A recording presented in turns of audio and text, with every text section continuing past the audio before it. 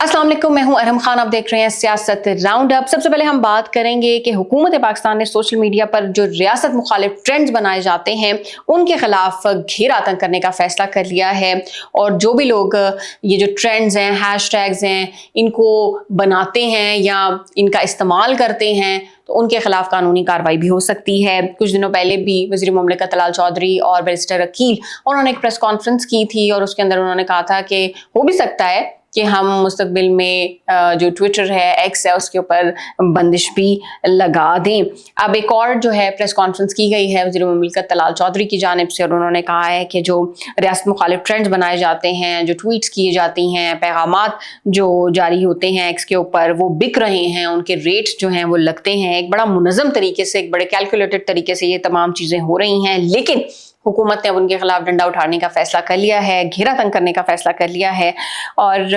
ये भी कहा कि भाई एक्स ने एक नया जो निज़ाम है वो मुतारिफ करवा दिया है, उसमें जो बंदा है उसकी आइडेंटिटी का पता चल जाता है कि अगर वो फेक आईडी से भी ट्वीट कर रहा है।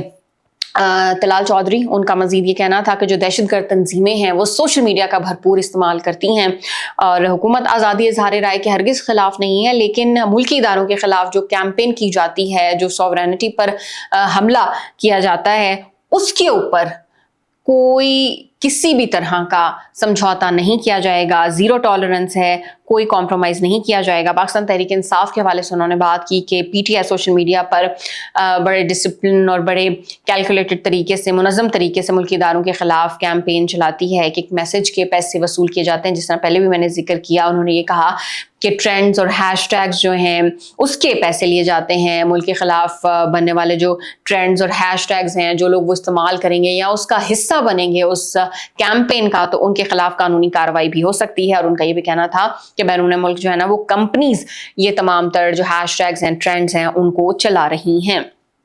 जस्टिस तारिक महमूद जहांगीरी ने चीफ जस्टिस के बेंच में बैठने पर एतराज़ उठाया, जबकि जो चीफ जस्टिस हैं जस्टिस सरफराज डोगर, उन्होंने कहा कि भाई आप भी जज हैं, मैं भी जज हूँ, मैंने आपके ख़िलाफ़ एक पिटीशन फ़ाइल की है और जिस पर जो जस्टिस तारिक महमूद जहांगीरी हैं उन्होंने कहा कि मुझे भाई काम से रोका गया, ऐसे तो किसी चपरासी को भी काम से नहीं रोका जाता, इसलिए आप जो है ना वो केस ना सुने, उन्होंने उनको कहा। और जो चीफ जस्टिस हैं जस्टिस सरफराज डोगर, उन्होंने कहा कि भाई आपको भी जिस तरह बाकी लोगों को इंसाफ मिलता है आपको भी इंसाफ मिलेगा।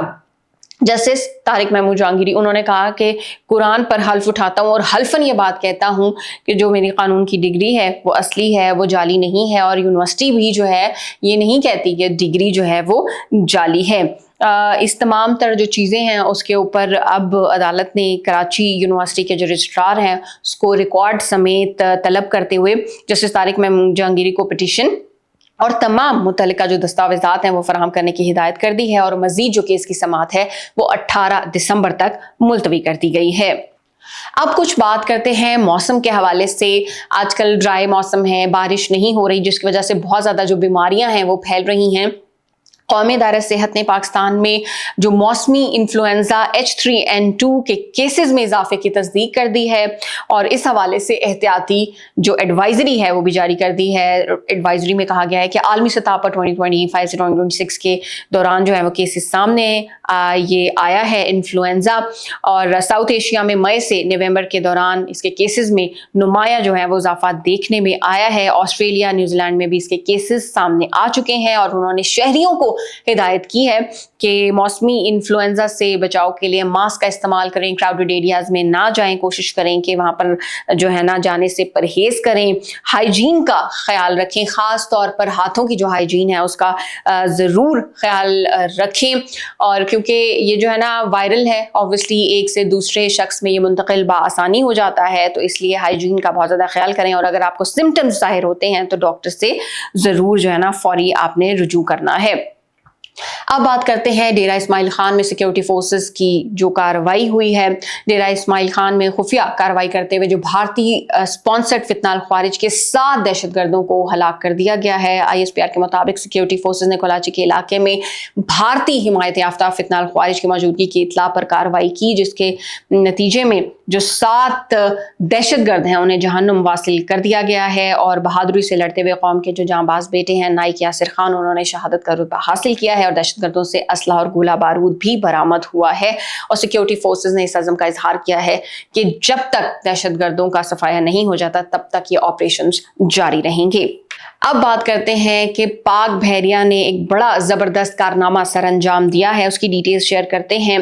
ISPR کے مطابق شمالی بحیرہ عرب میں جدید FM-90 NER میزائل کا لائیو ویپن کا فائر کیا گیا ہے اور جنگی جہاز نے انتہائی تیز رفتار اور سمت بدلنے والے جو فضائی اہداف ہے اس کو کامیابی سے نشانہ بنایا ہے۔ فائر پاور مظاہرے میں جنگی جہاز نے نہایت مہارت سے تیز رفتار فضائی اہداف کو نشانہ بنایا اور لائیو میزائل فائرنگ کا جو کامیاب مظاہرہ وہ پاک بحریہ کی آپریشنل صلاحیتوں کا obviously منہ بولتا ثبوت ہے۔ جس طرح سے پہلے بھی ہمیشہ میں کہتی ہوں کہ الحمدللہ پاکستان کا جو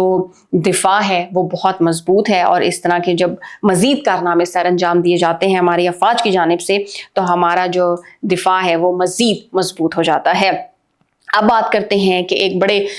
کچھ دنوں پہلے ایک آسٹریلیا میں فائرنگ کا واقعہ ہوا تھا۔ آسٹریلیا کے شہر سڈنی کے ساحل پر مسلح افراد کی جو شہریوں پر ہے اس میں فائرنگ ہوئی تھی، اس میں 16 افراد ہلاک ہوئے تھے اور 40 افراد زخمی ہونے کی اطلاع آئی تھی اور پولیس کی جو جوابی کارروائی تھی اس کے اندر فائرنگ کرنے والا ایک شخص مارا گیا تھا اور دوسرا جو حملہ آور ہے اس کو زخمی حالت میں گرفتار اور حراست میں لے لیا گیا تھا۔ اور جس شخص کا نام جو ہے وہ سامنے آیا تھا نوید اکرم، اس کے حوالے سے کہا جا رہا تھا کہ وہ پاکستانی ہے اور انڈیا کی طرف سے یہ شوشہ چھوڑا گیا تھا بیسیکلی اور ان کو یہی لگتا ہے کہ نوید اکرم صرف پاکستان میں ہی پائے جاتے ہیں، تو ایک پروپیگنڈا کیا گیا تھا لیکن جو حقیقت ہے وہ اس کے برعکس نکلی ہے اور جو یہ نوید اکرم ہے اس کے جو والد ہیں وہ بیسیکلی انڈین ہیں۔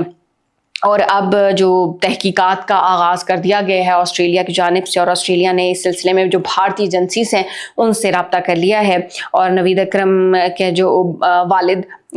ساجد اکرم اس کا تعلق بھارت سے ہے جبکہ جو اس کی ماں ہے اس کا تعلق اٹلی سے بتایا جا رہا ہے۔ اور ساجد اکرم کے جو بیٹا اور حملہ آور نوید اکرم ہے اس کے ساتھ جو کام کرنے والا ایک شخص ہے اس نے جو ہے نا بیان دیا ہے۔ تو انڈیا ہمیشہ سے جو ہے نا ایک پروپیگنڈا کر دیتا ہے کہ نوید اکرم جو ہے نا مطلب شروع کر دیا کہ وہ پاکستانی ہے۔ اس طرح سے بھائی عرفان پٹھان بھی ادھر بہت سارے ہوں گے لیکن ضروری تو نہیں ہے نا کہ ہر عرفان پٹھان پاکستانی ہی ہوگا، تو یہ ایک جو ہے نا عجیب سی کوشش ہوتی ہے انڈیا کی طرف سے، موقع بس وہ ہوتا ہے کہ ہم جو ہے نا وہ کسی طرح پاکستان کو بدنام کر دیں۔ اب بات کریں گے، آج چونکہ منگل کا دن ہے، ملاقاتوں کا دن ہے، لیکن حکومت پچھلی دفعہ بھی یہ بات کہہ چکی ہے کہ بھائی ملاقاتیں جو ہیں وہ اب نہیں ہونی۔ فیصل وافدہ سینیٹر وہ بھی یہ بات کہہ چکے ہیں کہ ملاقاتیں نہیں ہونی، لیکن پھر بھی جو پی ٹی آئی کے رہنما ہیں، پی ٹی آئی کے جو لوگ ہیں، وزیر اعلیٰ خیبر پختونخوا سہیل آفریدی وہ جاتے ہیں وہاں پر کہ بھائی ہم بانی جو P T I Imran Khan ان سے ملاقات کریں، تو دیکھتے ہیں کہ آج وہاں پر کیا سچویشن ہوتی ہے۔ کارکنان وہاں پر پہنچتے ہیں، وزیر اعلیٰ خیبر پختونخوا وہاں پر پہنچتے ہیں اور کیا ماحول ہوتا ہے، کیونکہ حکومت نے کہا ہے کہ کسی کو بھی قانون جو ہے وہ ہاتھ میں لینے کی اجازت نہیں دی جائے گی اور جو بھی لوگ وہاں پر اکٹھے ہوں گے تو ان کے خلاف قانون کے مطابق کارروائی عمل میں لائی جائے گی۔ یہ تھا آج کا ہمارا سیاست راؤنڈ اپ۔ انشاءاللہ اگلے ایپیسوڈ میں آپ سے پھر ملاقات ہوگی۔ اپنا بہت سارا خیال رکھیے گا۔ پاکستان زندہ باد۔